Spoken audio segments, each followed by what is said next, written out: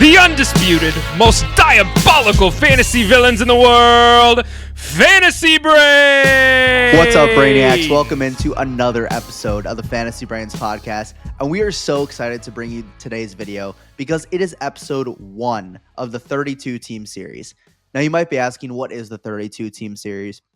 The 32-team series is a series where we are going to be discussing every single team in the NFL on a fantasy football outlook. We're going to be looking at the entirety of the offense from the quarterback 1 to the tight end 2, going to be statting out everything. So, if a quarterback's going to come in and throw for 4,000 yards, that 4,000 yards is going to go somewhere. It's going to go 800 yards to receiver 1, 900 yards to tight end 1. You understand the point here. We're going to be covering a lot of different things. We're going to be looking at the depth chart changes from last year to this year. We're going to be looking at the entirety of the fantasy football forecast, where players are currently being drafted compared to where we think they should be drafted. We're going to be looking at their strength of schedule, how their playoff schedules are looking for weeks 15, 16, 17. And then we'll finish off also with some interesting storylines that could change the course for this season. So today, we're going to be starting out with the Pittsburgh Steelers, which has been a very interesting team to monitor this offseason. And overall, it's been really interesting because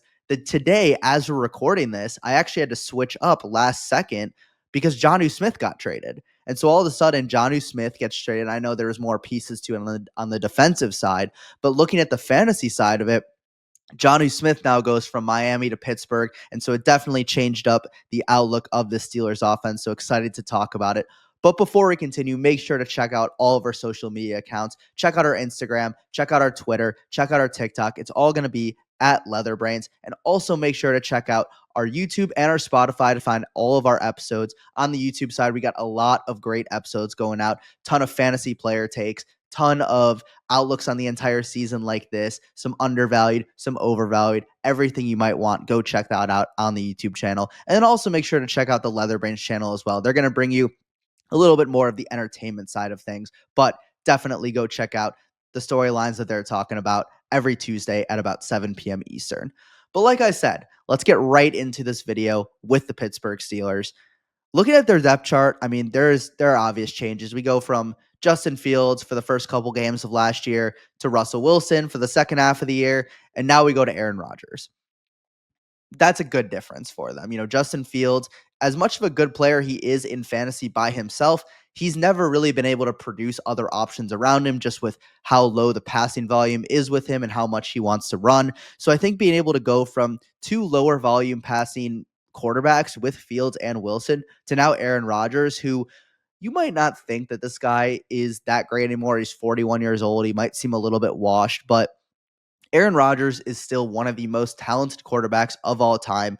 First half of last year with the Jets, he was awful, but the second half, we really started to see him come into form, at least again from a fantasy perspective, and when it comes to also feeding the players around him. So I think if you're looking at any of these Steelers wideouts, going from either of these quarterbacks or whatever they would have had this year if they didn't have Rodgers, with Mason Rudolph, with Will Howard, whatever it might be, it is much better with Aaron Rodgers under center. Looking at the running back room, going from Najee Harris and Jaylen Warren to now picking up Kaleb Johnson round 3 and still having Jaylen Warren along with Kenneth Gainwell as well. Get a little guy for a third down back in case somebody goes down. But I think looking at the Steelers offense and the running back room in particular, Jaylen Warren is the guy that really stands out to me. He was very solid last year. Mid RB2, high end RB3 last year. He provided some good upside with his receiving, especially because most leagues these days are full PPR. Just having a guy like Warren who now steps into an offense where Rodgers loves to check down to his running backs. We saw what he did with Aaron Jones for many years. Breece Hall had a ton of receptions last year. So Warren should be the third down back, given he's proven that he can do that and proving that kind of Kaleb Johnson never did that in college. Now, Kaleb Johnson, I think, is a good player. So you move off Najee, that vacates about 15 to 20 carries a game, and where's that going to go? A lot of analysts out there, a lot of people are projecting that Kaleb Johnson is going to come in and take all that workload, and I'm just personally not as convinced. Go check out my film review on Kaleb Johnson. Again, it's on our YouTube channel. I did a pretty deep dive onto him, looked at 2 of his games, every touch, and even a lot of his pass blocking. And he just really did not impress me a lot as a prospect. I think he has a very high floor as a player. similar to a guy like Najee Harris, but I don't think he's going to be a game changer in any means. So in this offense, I really think they're going to put a lot more trust into Jaylen Warren this year than they will be with Kaleb Johnson. Kaleb Johnson, yeah, he is a good prospect, but they took him at the end of the third round. They did not take him very high. And people are going to be like, oh, well, they didn't have a second round pick. And a lot of people had him going in the second round. At the end of the day, he didn't go in the second round. He went pick 19 in the third round. So his people are like to compare him to guys like Quinshawn Judkins and Travion Henderson. These are the guys that went in the early second round where teams were trying to trade up for him. Kaleb Johnson, a lot of teams had a chance to take him and they passed on him. And the Steelers get him, and he has an opportunity to have a good workload in this offense. But I do think Jaylen Warren is going to be a lot better than people think. And I think they're really going to split those carries. So you might see Kaleb Johnson with 12 carries a game, or maybe even 15, 12 to 15. And then you see Jaylen Warren with a calm 10, but then he also adds on with another 4 receptions. So I think Warren could be the more productive back. But if this offense is good, Kaleb Johnson is going to be favored to get the touchdowns. Looking at the wide receivers, you go from, again, a very similar receiver core where you have a top end guy with George, or not even a top end guy, but at least he's top end compared to the guys below him. You have George Pickens, and then they had Calvin Austin and Roman Wilson. And now you still have Calvin Austin and Roman Wilson, but you replace Pickens with DK Metcalf, who's almost a very similar wide receiver where he's a great deep threat. He has good speed, a very good deep threat receiver. And so I think with Metcalf now having Aaron Rodgers, there's just nobody else on this offense that really is a game-changing player. And I think that's where Metcalf can really thrive in this offense. Now, I like Metcalf a lot, but you can't deny looking at his stats, he has decreased in his production every single year. And I think that that's very valid when you're looking at DK Metcalf, because now he comes to an offense with Aaron Rodgers, and you can be really excited about that and him being the one. But what was he in Seattle? He had Geno Smith, who is a great gunslinger, being able to get his players the ball. He had his years as a wide receiver one, and he just kept decreasing ever since his second season. So I think while there is a lot of upside with DK, I think you have to look at the mean projection of what he'll actually give you. Looking at the tight end, again, I thought it was going to be just Pat Freiermuth, and I was actually pretty high on him for a while, but now you bring in Jonnu Smith into this Arthur Smith offense, who they kind of joined force again like they were in Atlanta, and I'll be honest with you, I'm really not that excited about this tight end room. These are two guys where I think Freiermuth is likely, who again is on a contract with the Steelers that's more than 1 year. They gave Jonnu Smith a 1-year contract for $12 million. Pat Freiermuth basically got that same amount of money for multiple years a couple years ago. So in terms of investment they have a little bit more in Pat Freiermuth, but I think both are going to play solid roles. I think Freiermuth is going to be the guy who will be on the field more and who will be the better blocker, maybe the more possession guy. Jonnu's going to be the guy that they design plays for, the guy that they want to get the ball in his hands, because once the ball is in his hands, he can make a play out of it. That's always what he's been able to do. He's a very similar player to like an Evan Ingram, where really good speed and size combination for a tight end. But I think looking over to actually how we're going to stat out this team, looking at the Steelers, I got Rodgers throwing about 3,400 passing yards. And again, this is all assuming that he does play the entire season. So the Steelers quarterbacks as a whole, I think will throw for about 3,400 yards and 23 touchdowns. So I think it'll be a good offense, but I don't know how many touchdowns they're going to score. I think they could be a team that scores a lot more field goals, because I'm a little bit worried about the weapons around Rodgers. 3,400 pass yards is a lot for a quarterback who's 41 years old. It's obviously going to be on the bottom half of the league, but you have to look at these weapons. You have DK Metcalf as your wide receiver one, who profiles as a, mid-round wide receiver one in terms of talent. And then after that, you have Calvin Austin and you have Roman Wilson, who are guys who have done nothing in their careers. But I think when you're looking at Rodgers, 3,400 pass yards, 23 touchdowns, and going to have about 335 to 350 completions in this offense. So you might say, where does this disperse? I think DK will have a good year. I got him projected for about 900 yards and 6 touchdowns. And then I also have him catching a little bit over 70 passes. So if you're asking, where does that rank? That puts him right at the wide receiver 28, which is basically where he's being drafted. Right now his ADP is wide receiver 27. So I'm kind of seeing the same exact thing, I guess, that a lot of other analysts are putting out there, that DK Metcalf, He's a good player. I don't know if you can put him higher because there's other guys out there that I just like more than him. And I think with Metcalf, Aaron Rodgers has always been great at feeding players. And so that's why people will make the quick correlation to say DK is going to be great because when Rodgers was with Devontae had so many receptions. And then last year, Garrett Wilson had a ton of receptions. He had 100 last year, even with the addition of Adams midseason. But DK Metcalf just has never been that guy to be a big reception guy. And so I just don't think that he is going to be the guy that they're going to rely on in that type of role that Rodgers has usually had. So I think with Metcalf, you have to temper those expectations a little bit. And I think if there is a guy to gain a lot out of this receiver core, it is Calvin Austin. Right now, reports out of camp are saying that he's probably going to be winning the slot job, which is just always going to be a good role in an NFL offense. Slot receivers will always be very reception friendly. Now, I will say the addition of Jonnu Smith is going to hurt him a little bit, but if he is able to be the receiver too in an Aaron Rodgers-led offense, I do like him a lot in best ball formats. I think that he could have some spike weeks, but in terms of redraft, this is not a guy that you're excited to draft. This is not a guy that you are starting ever, unless for some reason he changes completely in the season. But I got Austin going for about 475 yards, 43 catches, and about 2 touchdowns. And then Roman Wilson going for a little bit under that in all those categories. But I think the most entertaining part of this receiving core is the tight ends. I just think Pat Freiermuth is still going to be involved. You look at what he did last year. He was a top 10 fantasy tight end. In 2022, 3 years ago, he was also a top 10 fantasy tight end.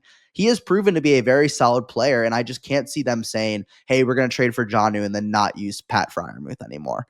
So I think, unfortunately, for anyone out there who's been drafting a lot of Jonnu Smith at the tight end 7, hoping that he's going to be another reception machine in Miami this year, you're coming into a situation where Jonnu might only be looking to play 40 to 50% of the snaps. I think Freiermuth's going to probably play around 60%, maybe 70, and then Jonnu comes in at like a 40 to 50, and they run a lot, and I'm sure they'll run a lot of 2 tight end sets.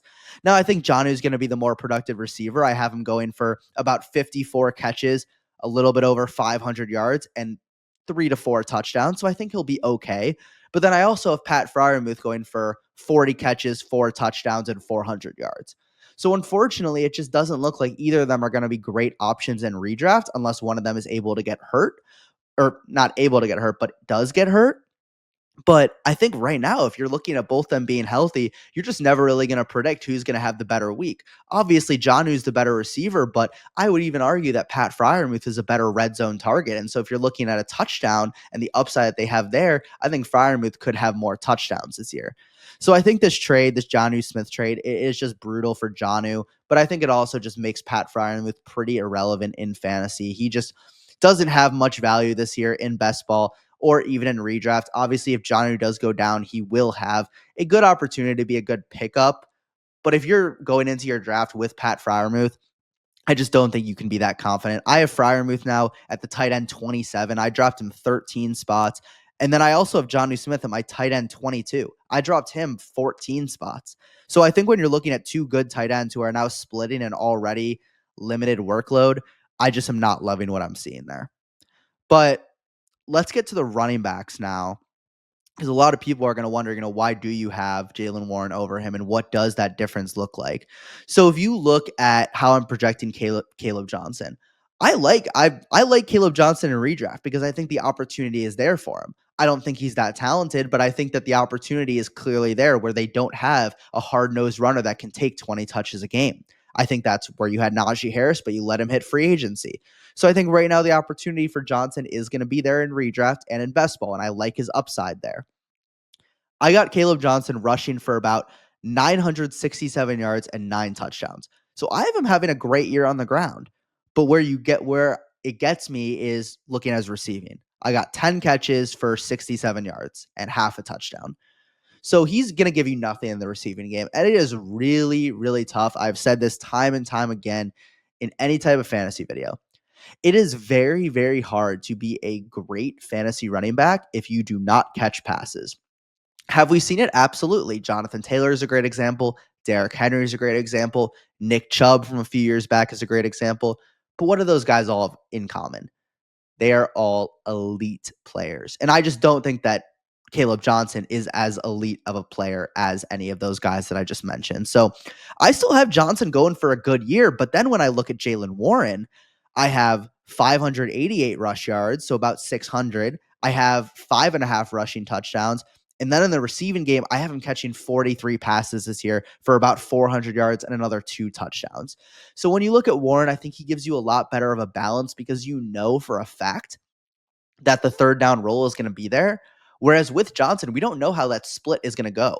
I think Johnson will be the guy to get more carries, but Warren is a proven guy who's had good games in the past. He was in 2023. He had, I think, the most yards after breaking the tackle, most yards after contact. So I think with Jaylen Warren, he's going to be a player that could surprise people and has upside in this Rodgers-led offense. So we got Jaylen Warren ranked at the RB24 and Kaleb Johnson at the RB27. So both as low-end RB2s, high-end RB3s. I think both of them are solid options in redraft or best ball. I think Kaleb Johnson right now is going to be going a little bit higher. He's getting drafted as the running back 22, so we're a little bit lower on him. And then Jaylen Warren is going a little bit later than that in the late 20s, so we're a little bit higher on him. So that's just a personal belief that I don't think Kaleb Johnson is as talented, and I think especially your rookie year, I don't know how much I can trust a guy who goes in the late third round because that draft capital is not high enough as other people are making it. But let's get on now to the strength of schedule and kind of what his fantasy playoffs are looking like. So it actually looks good for the Steelers right now. You have for quarterbacks, they have the 9th easiest schedule. Now, all of these strengths of schedules, you can just say they might not even matter because at the end of the day, it's all based on what happened last year. And a ton of stuff changes from year to year. There's going to be a ton of variance. There's going to be a lot of teams who were good last year that aren't good this year. Teams that will have great cornerback rooms one year and bad the next year, vice versa. The Eagles in 2023 were a bottom 5 secondary, and then last year turned into a top 5 secondary. So everything can change. But just looking at it from, a preseason perspective, they have the 9th easiest schedule for quarterbacks. They have the 9th easiest for running backs, and they have the 10th easiest for wide receivers. So you have 3 top 10 for the quarterback, running back, and receiver. And then for the tight end, they're 24th. But honestly, I don't look as much into tight end. And that's just because with tight ends, they are a lot less dependent on the defense, if that makes sense. When you look at a tight end, who's going to be guarding them? You're going to see a safety potentially. You're going to see a linebacker. Occasionally, you get an edge rusher who's a lot more versatile. Or you might even get a nickel corner. So you have a lot of different guys that could be potentially guarding the tight end. And so I'm just never going to bank off that. Whereas, if you're playing the Broncos, that your receiver, if they have the top receiver, like the Steelers, for example, Metcalf is going to be going up against Pat Surtain. So I think it's a little bit different for tight ends, so I'm not as worried. And I think that's a good schedule for them. But looking at the playoff schedule, because, this is what it's going to come down to, especially in those best ball leagues, how you're feeling, about these guys late in the season when there's going to be some really cold games, some really snowy games that are definitely going to affect the quality of football. So they play at home against the Dolphins in week 15, which is going to be an interesting matchup. That's going to be a team where I don't project the Dolphins to be very good this year. So that could be good for the running backs in Pittsburgh, knowing that they'll probably be favored in that game. And then they play in Detroit week 16, which is an unbelievable matchup. Detroit's defense it's solid, but I'd say it's middle of the pack. But the more important thing is that Detroit is going to easily put up a fight in this game. And you get to play in a dome, which is just so huge, especially for a player like Aaron Rodgers, who's just going to be able to dissect this defense. Being able to play in that compared to somebody in Buffalo, where week 17, the Bills are hosting the Eagles, and that game, there could be a foot of snow on the ground. So I think when you're looking at week 16, that is a terrific matchup for the Steelers. So you're looking at 2 great matchups. Week 17, they're playing in Cleveland, which is not great. It'll probably be a cold and snowy game. And the Browns are always, whenever the Browns and Steelers play, it's always a slugfest. So honestly, I don't think that that'll be too great of a game. But week 15 and 16, I really like it. And I think overall, the Steelers are going to be a team where, we might see a lot of upside with all these other teams. I think one thing that I've noticed is how much hype there is around so many different teams in the NFL. But at some point, some of these teams are going to fail. Not every single team can work out. And I think with the Steelers, they're a team that every year always seems to work out. So I think if you're betting on the Steelers offense, it is a high floor play. I don't think that the upside is necessarily there. And I think that the main question that we have to ask that we just won't know until we see week 1 and week 2 is this going to be an Aaron Rodgers led offense or an Arthur Smith led offense? Because Aaron Rodgers, his offense is let's just keep throwing it, chucking it down the field. He's going to hard snap, do whatever. He runs his own offense. And then you have Arthur Smith, who has his weird tendencies where he runs the backup tight end over the starting tight end, and he will throw Cordell Patterson over there over their starting running back. So I think with this team, it is going to be very different based on whether or not Rodgers is really calling the shots or Arthur Smith is. And I just don't know if we're going to know that until the actual games start happening. So I think the Steelers are a team where if you see some really good production week 1, week 2, week 3, I'm fine buying high on those players, knowing that that's probably how it's going to be all season. And same vice versa. If I'm seeing this Arthur Smith offense, I'm not going to be happy about these Steelers players, and I'm probably going to try to get out while I can. So that'll end off this episode. Hopefully, you guys all enjoyed episode 1. For the next one, we're going to be coming out with the Ravens, and we're going to be doing division by division. So it'll be the Ravens, and then the Browns, and then the Bengals, and then we'll get on to our next division. And again, we're going to be throwing out episodes once every 2 days or so. So tons of content. Please let us know in the comment section. What else do you want us to talk about? What else are you looking for in terms of analysis? Are you looking for more stats, more previous year production? Whatever you guys want, we're definitely here to bring it for you, and definitely want you guys to also feel confident going into your fantasy drafts, knowing which players are currently a little bit undervalued and also the players that are a little bit overvalued as well.